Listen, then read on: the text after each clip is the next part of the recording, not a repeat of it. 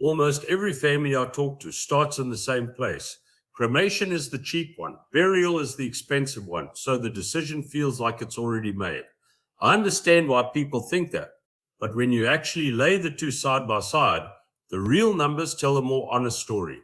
And there's one piece almost everyone forgets that can be worth thousands of dollars to your family. So let's walk through it together, calmly, the way I'd want someone to walk me through it. Let's start with burial, because that's the one people brace for.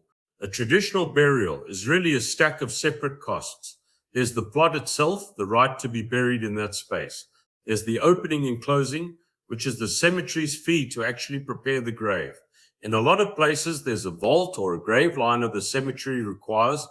Then there's the headstone, with the engraving and the foundation it sits on. And around all of that, there's the funeral home service fee. Added up, and a full traditional burial in this country often lands somewhere between $9,000 and $15,000. That's a real number, and it's why people flinch. Now let's do cremation, honestly. The cremation itself is genuinely less expensive. That part is true, but cremation is rarely just the cremation. There's usually an urn.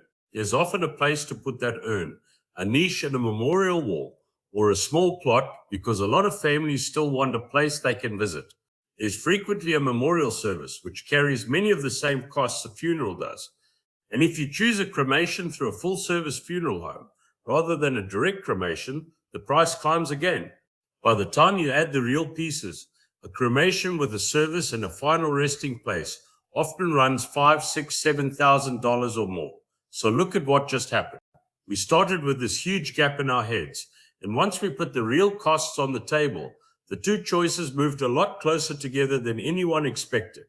The decision stops being about money and goes back to being about what feels right for your family, which is exactly where it should be. Now, here's the part one really wants you to hear, because this is the one that quietly costs families the most. A huge number of people who choose cremation still own a burial plot. Maybe dad bought two plots decades ago for him and mom.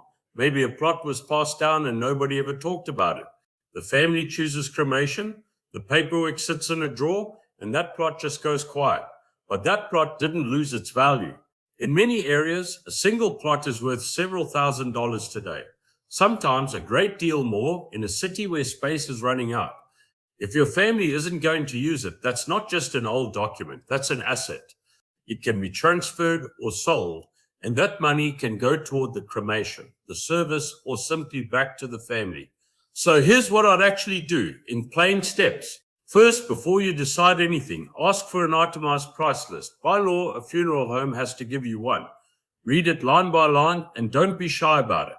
Second, find out what your family already owns. Check for old cemetery deeds, certificates, anything tucked away with the important papers. One call to the cemetery office can confirm exactly what's there and what it's worth.